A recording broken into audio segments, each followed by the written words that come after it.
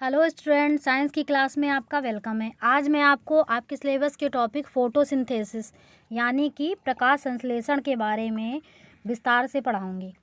सबसे पहले तो इसकी डेफिनीशन समझ लेते हैं, ठीक है। पहले मैं आपको इसकी लॉन्ग डेफिनीशन बताऊंगी, इसके बाद मैं इसकी शॉर्ट डेफिनीशन आपको बताऊंगी। देखिए, सूर्य के प्रकाश में पौधों के हरे भागों में प्रेजेंट क्लोरोफिल की हेल्प से CO2 व H2O के संयोग से शर्करा आदि बनाने की प्रक्रिया को फोटोसिंथेसिस या कार्बन एसिमिलेशन कहते हैं। फोटोसिंथेसिस एक बायोकेमिकल रिएक्शन है, ठीक है। अब मैं आपको इसकी शॉर्ट डेफिनेशन बताती हूँ। पौधों में प्रेजेंट ग्रीन लीव्स फोटोसिंथेसिस क्रिया द्वारा भोजन का निर्माण करती हैं।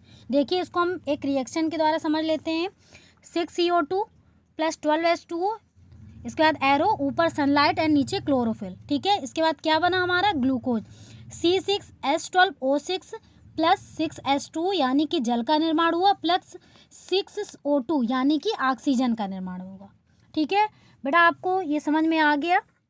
इसके बाद में आपको फोटोसिंथेसिस से रिलेटेड कुछ इम्पॉर्टेंट पॉइंट्स हैं जिनको मैं आपको बताऊंगी। पहला है कि फोटोसिंथेसिस की क्रिया एक ऑक्सीडेशन रिडक्शन की अभिक्रिया है। बेटा, ये बहुत इम्पॉर्टेंट है आपके एग्ज़ाम में, और आगे चल के आपकी कोई भी आप कंपटीशन एग्ज़ाम भी देते हो तो वो भी, उसके लिए भी बहुत इम्पॉर्टेंट है, ठीक है।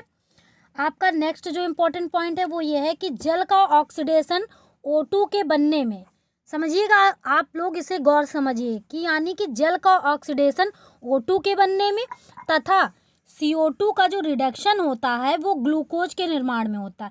ये भी बेटा पॉइंट आपका बहुत इंपॉर्टेंट है, ठीक है। यानी कि आपसे पूछा जा सकता है कि जल का ऑक्सीडेशन किस में होता है, O2 के बनने में, तथा CO2 का रिडक्शन किस में होता है, ग्लूकोज के निर्माण में होता है। आइए अब बात करते हैं इसके तीसरे पॉइंट की, ठीक है। देखिए, स्थलीय पौधे वायुमंडल से CO2 लेते हैं, जबकि जलीय पौधे जल में घुली हुई CO2 लेते हैं। यानी कि जो स्थलीय पौधे होते हैं वो क्या करते हैं, वायुमंडल से आप CO2 ले लेते हैं, यानी कार्बन डाइऑक्साइड ले लेते हैं। लेकिन जो जलीय पौधे होते हैं वो वाटर में एब्जॉर्ब यानी कि घुली हुई उस CO2 को लेते हैं, ठीक है। आपका नेक्स्ट पॉइंट है, जल पौधों की जड़ों द्वारा अवशोषित किया जाता है। ये तो सबको ही पता होगा, ठीक है। आपका नेक्स्ट पॉइंट है, फोटोसिंथेसिस द्वारा निकलने वाली O2 किससे प्राप्त होती है, इसी जल के अपघटन से प्राप्त होती है। यानी जो जल पौधों की जड़ों द्वारा अवशोषित होता है, जो उसमें फोटोसिंथेसिस द्वारा निकलने वाली गैस है O2 आपकी, वो इसी जल के अपघटन से प्राप्त होती है, ठीक है। आपका अगला पॉइंट है, लीव्स की सेल्स में वाटर सीरा से ऑस्मोसिस यानी कि परासरण द्वारा, ठीक है, जबकि CO2 वायुमंडल से डिफ्यूजन यानी विसरण द्वारा जाता है, ठीक है। यानी लीव्स की जो सेल्स में जो वाटर जाता है वो सीरा से ऑस्मोसिस द्वारा जाता है, जबकि CO2 वायुमंडल से डिफ्यूजन द्वारा जाता है, ठीक है। अब देखिए, यहाँ पर हम लोग क्लोरोफिल की बात कर रहे थे, तो आइए समझ लेते हैं कि क्लोरोफिल क्या होता है, ठीक है। आपका पहला पॉइंट है इसमें कि लीव्स का ग्रीन कलर क्लोरोफिल के कारण होता है, ठीक है। इसका फॉर्मूला होता है 655H72O5N4Mg, ठीक है, ये इसका फॉर्मूला होता है। अब बात करते हैं कि क्लोरोफिल के टाइप्स, यानी क्लोरोफिल कितने टाइप्स का होता है, ठीक है। तो ये 4 टाइप्स का होता है। आगे आप लोगों की समझ में, पहला होता है आपका क्लोरोफिल A, सेकंड होता है आपका क्लोरोफिल B, इसके बाद होता है आपका कैरोटीन, इसके बाद होता है आपका जैंथोफिल, ठीक है। आगे आप लोगों की समझ में, देखिए अब मोस्ट इम्पॉर्टेंट पॉइंट आपको मैं बताने जा रही हूँ। क्लोरोफिल के केंद्र में Mg का, मैग्नीशियम का एक परमाणु पाया जाता है। ये एग्जाम में भी पूछा जा सकता है, ठीक है। आइए आगे बात करते हैं नेक्स्ट पॉइंट की। क्लोरोफिल प्रकाश से red, blue and purple colour को ग्रहण करता है, यानी कि लाल, नीला और बैंगनी कलर को ग्रहण करता है, ठीक है।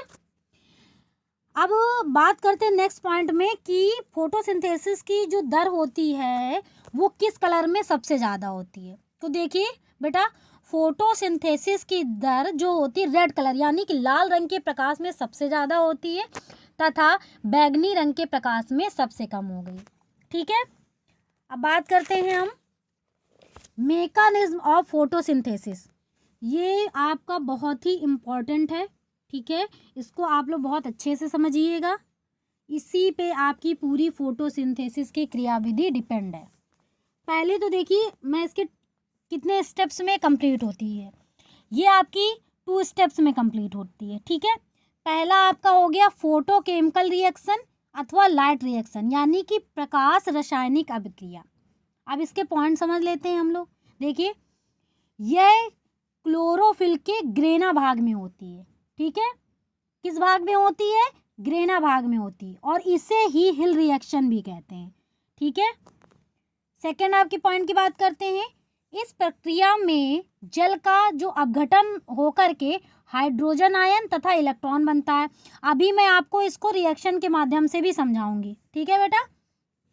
यानी कि इस प्रक्रिया में जो जल का अपघटन होता है तो उसमें क्या बनता है, हाइड्रोजन आयन तथा इलेक्ट्रॉन बनता है। थर्ड पॉइंट है आपका, जल के अपघटन के लिए ऊर्जा प्रकाश से मिलती है, ठीक है।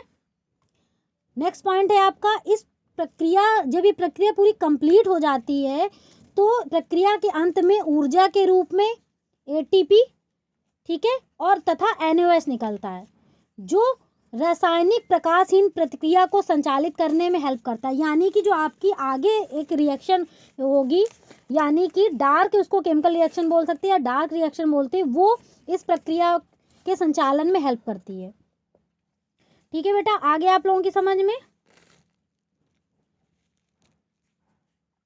अब देखिए हम बात करते हैं, सबसे पहले जो मैंने आपको बताया था कि आपका जल का जब अपघटन होता है तो हाइड्रोजन आयन तथा इलेक्ट्रॉन आयन बनता है। तो देखिए 24H2O, ठीक है, ऊर्जान्वित पर्णहरिम है इसमें, तो ये 24H+ तथा 24OH आयन, ठीक है। इसके बाद जो आपकी रिएक्शन होगी उसमें देखिए 24H+ प्लस आपके 12 NADP के अणु प्लस 24 इलेक्ट्रॉन, ठीक है, ये आपका क्या बना देते हैं, 12 NADPS2, ठीक है। आगे आप लोगों की समझ में। इसके बाद जो हमको पहले रिएक्शन में 24OH आयन प्राप्त होता है, उसका संघनन होकर के वो किस में टूटता है, 12H2O प्लस 6O2 में टूटता है, ठीक है। अब हम इसके अगले पॉइंट में बात करते हैं, आपका 18 ADP लिया हमने यहाँ पर प्लस अकार्बनिक फास्फेट और एरो लगाया, उसके ऊपर क्या लिखा, मुक्त ऊर्जा, ठीक है। तो अब ये हमारा किसमें चेंज हो गया, हमारा 18 ATP में, ठीक है। आगे आप लोगों को समझ में। इसके बाद हम 24H2O, ठीक है, plus 18 ADP plus 18 IP plus 12 NADP, ठीक है, ये लेते हैं। इसके बाद एरो लगाया तो ये किसमें वो टूटता है, 12H2O plus 6O2 plus 12 NADPS2 plus 18 ATP, ठीक है, ये हमको इसके लास्ट में प्राप्त होता है। आगे आप लोगों की समझ में। अब बात करते हैं आपकी सेकेंड जो रिएक्शन है वो आपकी है डार्क केमिकल रिएक्शन, यानी रासायनिक प्रकाशहीन अभिक्रिया। देखिए जो आपकी पहले रिएक्शन हुई थी वो क्लोरोफिल के ग्रेना भाग में हुई थी, लेकिन यह आपके क्लोरोफिल के स्ट्रोमा में होती है, ठीक है। सेकंड पॉइंट है, इस क्रिया में CO2 का रिडक्शन होता है और शर्करा तथा स्टार्च बनता है। आइए इसको भी केमिकल रिएक्शन से समझ लेते हैं। देखिए CO2 प्लस RUBP यानी कि राइबोलोज बाईफॉस्फेट। इसके बाद एरो क्या मिला आपका, 2PGA यानी फास्फोग्लिसरिक एसिड मिला, ठीक है। CO2 स्टोमेटा से प्रवेश करके सेल में प्रेजेंट RUBP से मिलकर के क्या बनाता है, PGA बनाता है। आगे आपको इस रिएक्शन समझ में। इसके बाद आपका जो PGA है, PGA लिया आपने, फिर इसके बाद एरो लगाया, ऊपर लिखा NADPS2 और नीचे आपका ATP, तो आपको क्या प्राप्त हुआ, PGAL फास्फोग्लिसरल्डिहाइड, ठीक है। इसके बाद फिर हमने ये PGA लिया, एरो लगाया, यहाँ पर क्या लिखा, एल्डोलेज, ठीक है, तो ये आपका किसमें टूटा, फ्रक्टोज डाइफॉस्फेट, ठीक है। इसके बाद ये फिर किसमें टूटा, शर्करा में। आगे आप लोगों की समझ में। इसके बाद आपका 6CO2 plus 18 ATP plus 12 NADPS2, ये इसके बाद एरो लगाया, इसके बाद आपको क्या प्राप्त हुआ, C6H12O6, ठीक है, ग्लूकोज आपका प्राप्त हुआ जैसे मैंने आपसे बताया था, plus 6H2O plus 18 ADP plus 18 IP plus 12 NADP।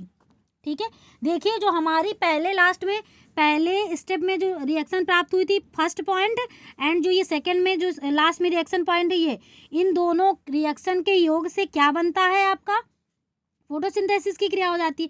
6CO2 plus 12H2O equal to प्रकाश और क्लोरोफिल के प्रेजेंट में C6H12O6 plus 6O2 plus 6H2O। ठीक है बेटा, आ गई, यानी कि इन दो रिएक्शनों पर ही आपकी पूरी फोटोसिंथेसिस की मेकानिज्म डिपेंड करती है। इसके बाद हम आपसे बात करते हैं कि फोटोसिंथेसिस में को कौन कौन से जो कारक होते हैं वो अफेक्ट करते हैं। ठीक है, यानी फैक्टर अफेक्टिंग फोटोसिंथेसिस। तो देखिए इसमें दो कारक होते हैं जो अफेक्ट करते हैं। पहला आपका हो गया एक्सटर्नल फैक्टर्स यानी कि बाह्य कारक, ठीक है, और सेकंड आपका हो गया इंटरनल फैक्टर्स। तो जो हमारे एक्सटर्नल फैक्टर्स होते हैं उसमें कौन कौन से कारक होते हैं, आपका लाइट, ठीक है, यानी कि लाइट भी आपका फोटोसिंथेसिस की क्रिया को प्रभावित करेगा। इसके बाद टेम्परेचर का कम और ज़्यादा होना भी, इसके बाद CO2 भी आपकी इसको अफेक्ट करेगी, प्लस आपका वाटर हो गया, O2 हो गया और मिनरल्स भी। ठीक है, तो ये आपके सारे क्या हो गए, एक्सटर्नल फैक्टर्स हो गए। इसके बाद हम बात करते हैं आपके नेक्स्ट की इंटरनल फैक्टर्स यानी कि आंतरिक कारक। तो देखिए इसमें दो चीज़ें होती हैं, आपका क्लोरोफिल और लीफ स्ट्रक्चर। यानी कि क्लोरोफिल जिनमें पौधों में नहीं पाया जाएगा उसमें फोटोसिंथेसिस की क्रिया नहीं होगी। ठीक है, इस बात को समझ लीजिए।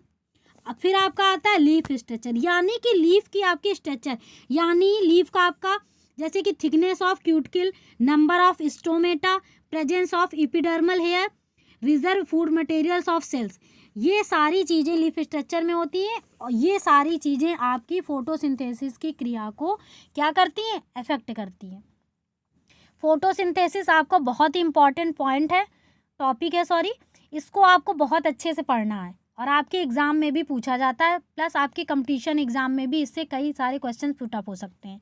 तो आप लोग इसको बहुत अच्छे से पढ़िए और जैसे मैं आपको अपने हर वीडियो में बताती जा रही हूँ कि घर बैठे ही साथ में इन वीडियोस के द्वारा प्लस मैं आपको नोट्स भी फ़ोटो क्लिक करके भेजती हूँ, तो अपना घर बैठ करके आप अपने लोग नोट्स भी तैयार करते जाइए ताकि आपकी स्टडी में किसी भी प्रकार की कोई कॉम्प्लिकेशंस ना हो।